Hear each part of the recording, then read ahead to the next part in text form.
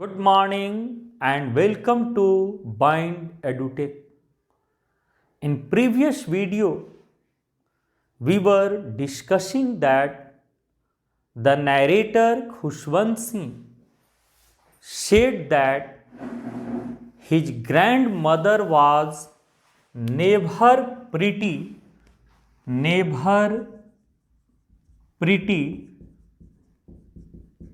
but she was always beautiful. Khushwant Singh कहते हैं कि उनकी दादी माँ कभी सुंदर नहीं थी, लेकिन वो हमेशा से सुंदर थी। तो first of all we know that beauty is entirely a subjective feeling. हम ब्यूटी को तो डिफाइन ही नहीं कर सकते, क्योंकि यह एक सब्जेक्टिव फीलिंग है। अब अगर आपके मन में प्रश्न आ रहा है कि सब्जेक्टिव और ऑब्जेक्टिव फीलिंग किसको कहेंगे, तो लेट अस कंसीडर, अगर मैं क्लासरूम से में बच्चों को पूछा कि 1 + 1 what would be the right answer, तो पूरे क्लासरूम के लिए या ये यूनिवर्सल राइट आंसर 2 हो जाएगा।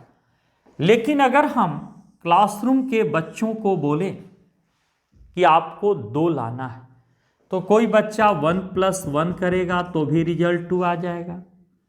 किसी बच्चे ने अगर 3 - 1 कर दिया तो भी रिजल्ट 2 हो गया। किसी ने अगर 4 - 2 किया तो भी रिजल्ट 2। किसी ने 4 ÷ 2 कर दिया तो रिजल्ट 2 आ गया। तो देयर आर काउंटलेस वे, अनगिनत तरीके हो सकते हैं। तो that is called subjective feeling. Then you can decide yourself that beauty is entirely a subjective feeling. और जो चीजें सब्जेक्टिव हो जाए उसको हम डिफाइन कर ही नहीं सकते, because it varies from person to person and according to circumstances. क्योंकि एक से दूसरे व्यक्ति और परिस्थितियों पर ये बिल्कुल बदलते जाता है। तो ब्यूटी, हैप्पीनेस, ये सारे सब्जेक्टिव फीलिंग है। अब जैसे खुशियों को ही लीजिए, तो 1 मैन एलेक्जिर में बी पॉइजन फॉर अनदर। जो एक व्यक्ति के लिए अमृत है, वो दूसरे के लिए जहर हो सकता है। इसलिए अगर मान लिया जाए कि 15 अगस्त, 26 जनवरी को हम लोगों को देशभक्ति के गाने बहुत अच्छे लगते हैं, हर चौक चौराहे पर आपको बजते हुए सुनाई पड़ेंगे। लेकिन अगर आप किसी शादी पार्टी में गए हैं और डांस के मूड में हैं, और अगर वहां वंदे मातरम का धुन बजा दे तो बैंड बाजे वाले का बाजा बजा दीजिएगा। तो ब्यूटी या हैप्पीनेस एक कंप्लीट रूप से सब्जेक्टिव फीलिंग। इसलिए देखते हैं, किसी को सूर्योदय की खूबसूरती बहुत अच्छी लगती तो किसी को सूर्यास्त की, किसी को चांदनी रात तो किसी को तारों भरी रातें, किसी को सागर के तट, समुद्र के लहरें, हिम आच्छादित स्नो क्लैड माउंटेन्स, किसी को लता के गीत, सहगल के गजल, कोई बोलते हैं ऐश्वर्या राय की आंखें बहुत सुंदर लगती। कुछ बच्चे ये भी बोलते हैं कि हमको रानी मुखर्जी की आवाज़ बहुत अपीलिंग लगती है, तो कुछ बच्चे बोलते हैं कि हमको फटा बांस जैसा लगता है। तो सुंदरता की कहीं कोई परिभाषा नहीं हो सकती, क्योंकि ये सब्जेक्टिव फीलिंग है। अब हम लोग को यहाँ देखना है कि खुशवंत सिंह ऐसा क्यों कह रहे हैं कि his grandmother was never pretty but she was always beautiful. उनकी दादी माँ कभी सुंदर नहीं थी, लेकिन वो हमेशा से सुंदर थी। तो his grandmother was not pretty by look. उनकी दादी माँ देखने में सुंदर नहीं थी, बिकॉज शी वॉज शॉर्ट, नाटे कद की थी, फैट, मोटी थी, स्लाइटली बेंट, हल्की झुकी हुई थी and her face was filled with criss cross of wrinkles, और चेहरे पर अनगिनत झुर्रियां पड़ी हुई थी। So she did not look pretty but she was beautiful by heart and nature, by heart and nature. लेकिन वो अपने स्वभाव से और दिल से बहुत ही सुंदर थी। She was a religious and kind hearted lady, वो धार्मिक प्रवृत्ति की और उदार हृदय की महिला थी। So her inner beauty made her beautiful. That is why the author says that his grandmother was never pretty but she was always beautiful। अगर हम लोग 2 मार्क्स में अगर लिखने के लिए रहे तो कैसे लिखेंगे? तो the author's grandmother was short, fat, slightly bent, her face was filled with wrinkles, she was extremely old, so she did not look pretty, but by heart and by nature she was very beautiful। Her inner beauty made her beautiful। That's why the author says that his grandmother was never pretty but she was always beautiful। तो she was never pretty, तो never pretty by look, always beautiful by heart, and we know that inner beauty is the real beauty। और हम जानते हैं कि दिल की सुंदरता ही वास्तविक सुंदरता होती। बाहरी सुंदरता तो समय के साथ ढल जाती। सुबह गुलाब का फूल खिला हुआ रहता है, अगर उसमें ओस की बूंदें पड़ी हुई हो तो मोतियों जैसी चमकती, लेकिन उसकी नियति कि शाम होते होते वो मुरझा जाएगी। लेकिन जो उसकी इनर ब्यूटी हमारे मस्तिष्क में चली जाती है, दैट इज परमानेंट और फॉरएवर, वो हमेशा होती। और हम लोग क्या जानते हैं कि handsome is one who handsome does, सुंदर वही होते जिनके काम सुंदर होते हैं। Beauty lies in the eyes of beholder not in the object. सुंदरता किसी वस्तु में होती ही नहीं, वो तो देखने वाले की आंखों में होती। लेकिन इस परिप्रेक्ष्य में हम इसको इस तरीके से एक्सप्लेन करेंगे कि she was not pretty by look but always beautiful by heart and by nature. She hobbled, वो पूरे घर में घूमते रहती थी, with her one hand resting on her waist to balance her stoop। एक हाथ वो अपने कमर पर रखती थी, वो झुकी हुई थी अपने कुबड़ को, स्तूप को बैलेंस करने के लिए। And other telling the beads of her rosary, और दूसरे उनके जो हाथ थे उसकी अंगुलियां telling the beads of rosary, मतलब माला जपना। माला जपने में जो है उनकी अंगुलियां व्यस्त रहती थी। उनकी दादी मां सफेदी की एक जीती जागती प्रतिमूर्ति थी।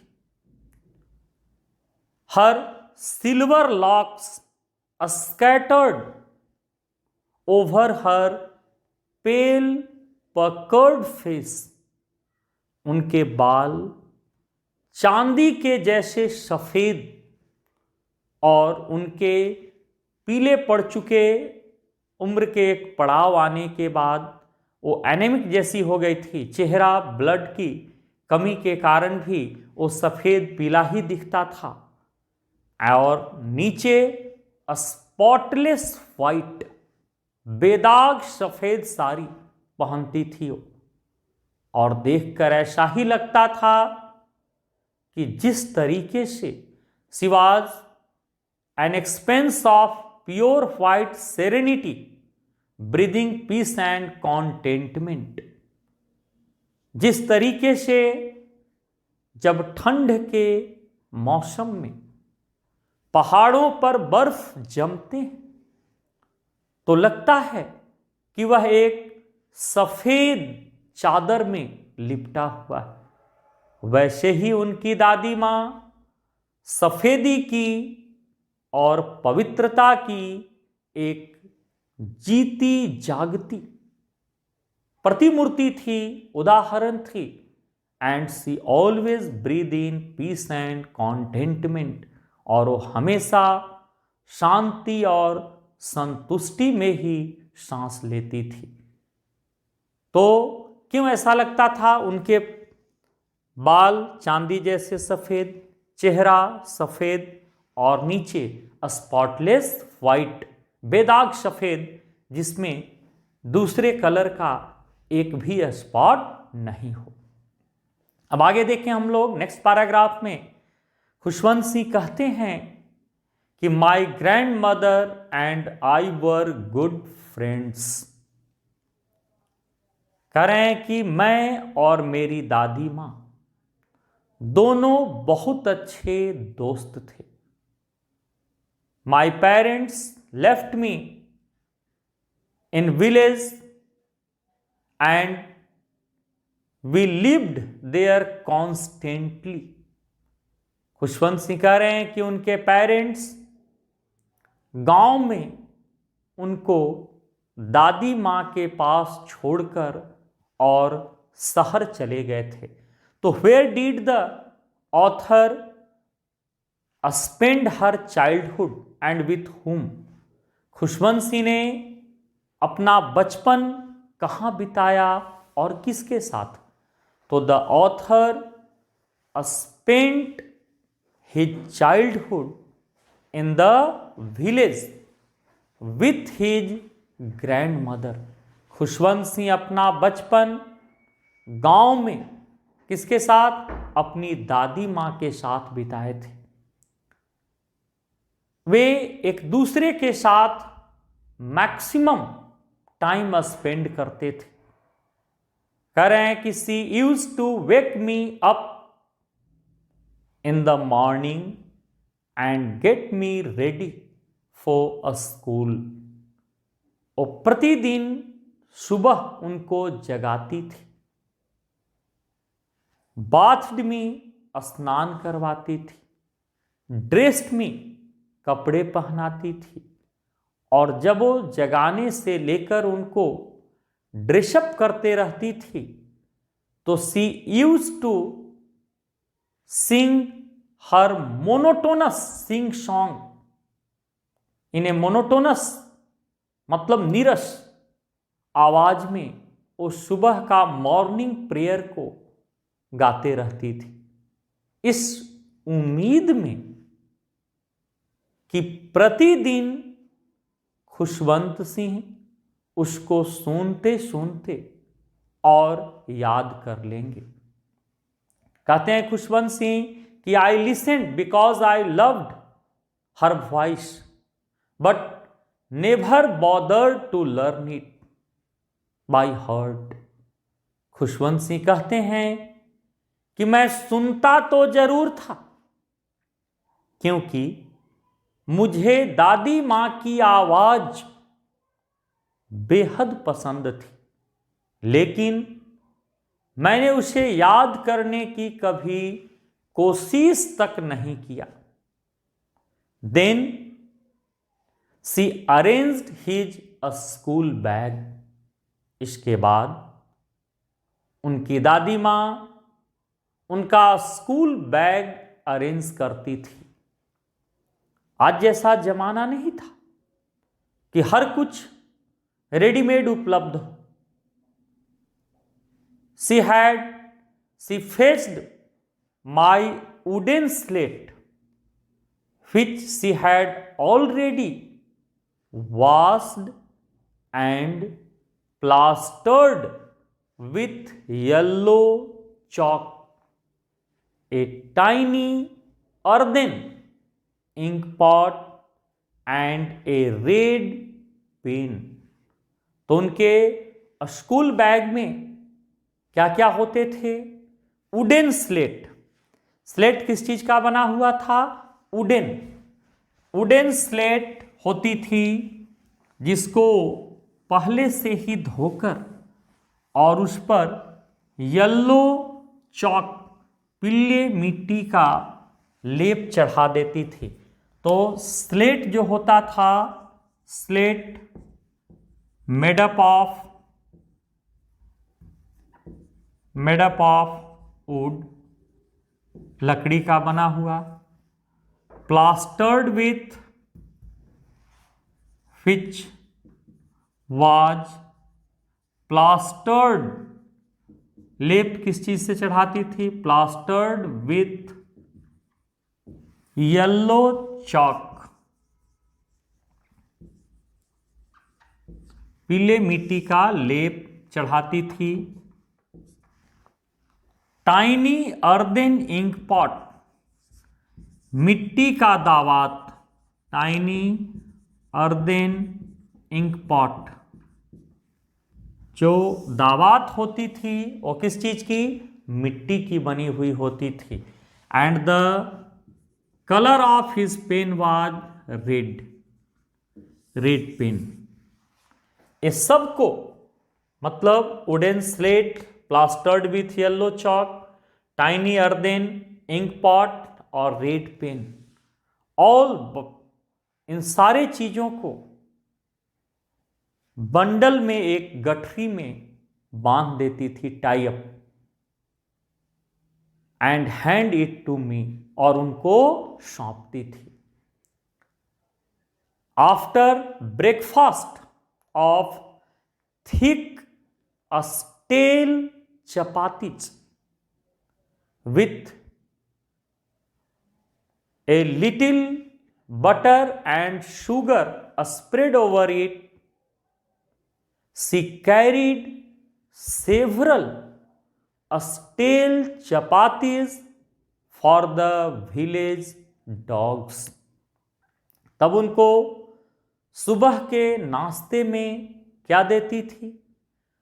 रात की बासी मोटी रोटी, थिक स्टेल चपाती, थिक मतलब मोटा, स्टेल मतलब बासी, रात की बनी हुई, चपातीज मतलब रोटी, रात की मोटी बासी रोटी रहती थी जिसको के ऊपर हल्का सा बटर, मक्खन लगा करके और उसको के ऊपर थोड़ा सा चीनी जो है वो छिड़क देती थी।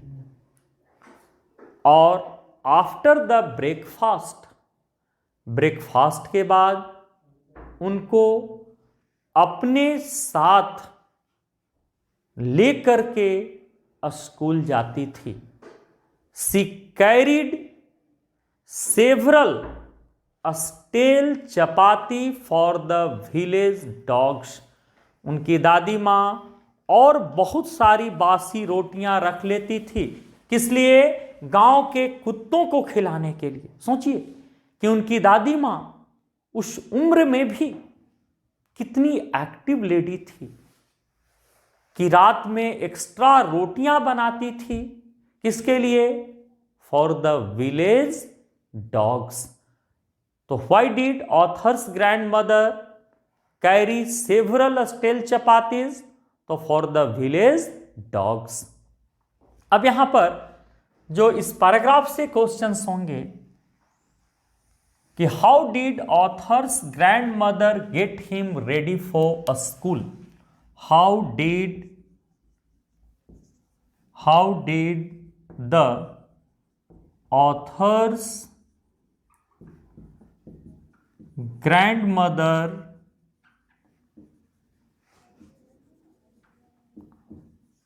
get him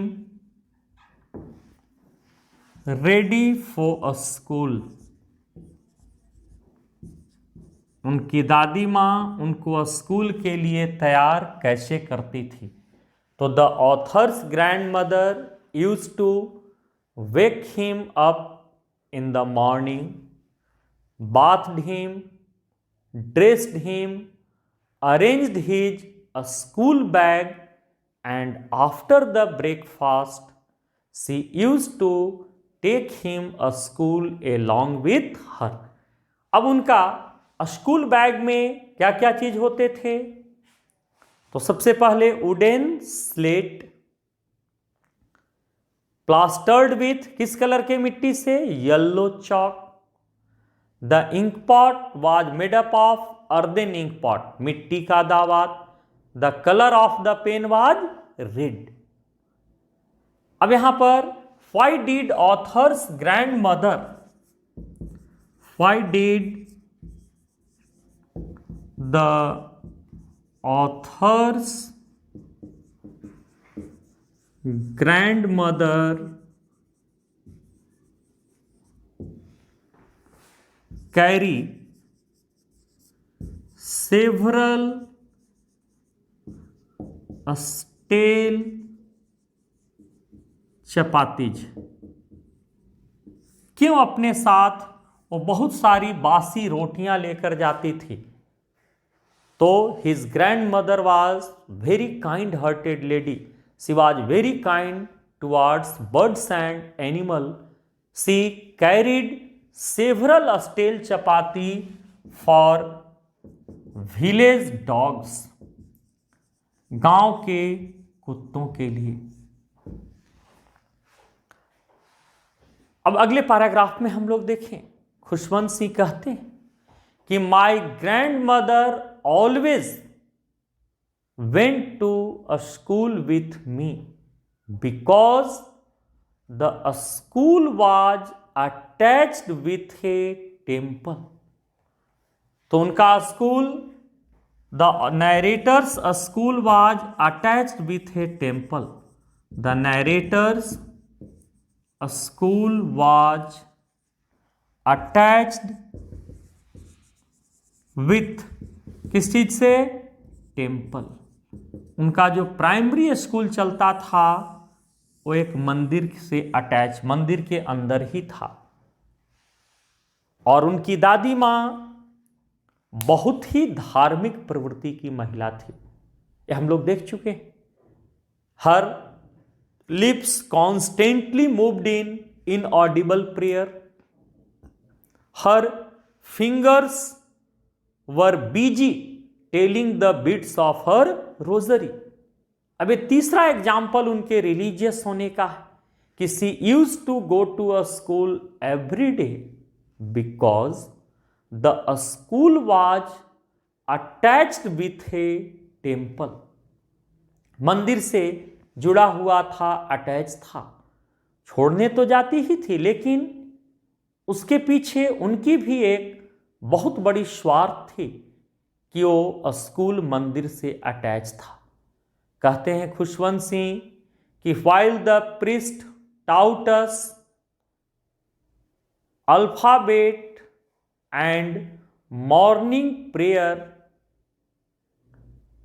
जब मंदिर का जो पुजारी था हम बच्चों को in a row of the either side of the बरामदा, बरांडा के दोनों तरफ बच्चों को पंक्तिबद्ध, कतारबद्ध करके जब मंदिर का पुजारी हम बच्चों को सुबह का प्रार्थना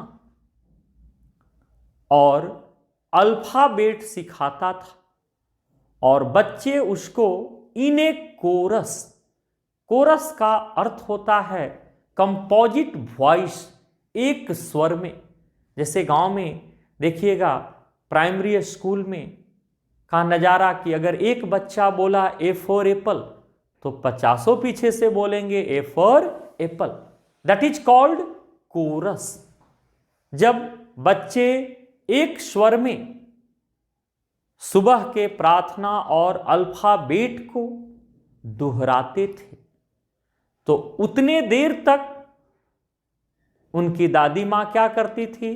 she use to read scriptures in the temple. क्या करती थी उनकी दादी मां? तो मंदिर के अंदर बैठकर धार्मिक ग्रंथों का पाठ किया करती थी।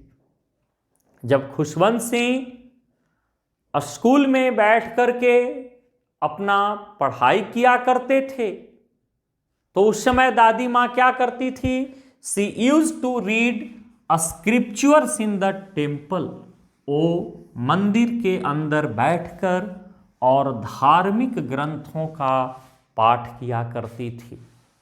When we both finished, जब दोनों अपने अपने कामों से फ्री हो जाते थे, मतलब खुशवंत सिंह का क्लास ऑफ हो जाता था और दादी माँ स्क्रिप्चर्स जो धार्मिक ग्रंथों का पाठ कर रही होती थी वो पूरा कर चुकी होती थी, तो दोनों एक साथ वहां से निकलते थे।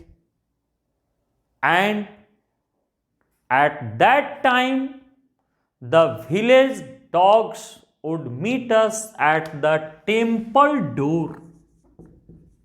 Temple door. ठीक उसी समय जो गांव के कुत्ते होते थे वो उन लोगों को कहां पर मिल जाते थे?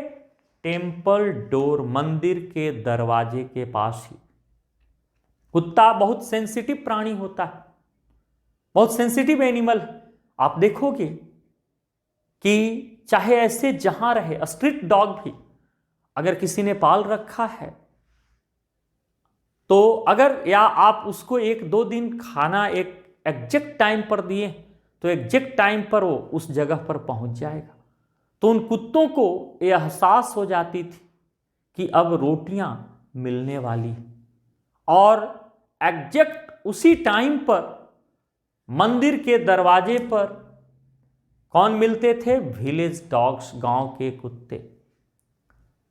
और वहां से खुशवंत सिंह और उनकी दादी मां को रिसीव करते थे और जो चपातीज, रोटियां दे थ्रू टू देम उनके तरफ फेंकते थे, उसके लिए वे growling and fighting with each other, वे कुत्ते आपस में गुर्राते हुए, लड़ते झगड़ते हुए उनको घर तक आकर सी ऑफ कर देते थे।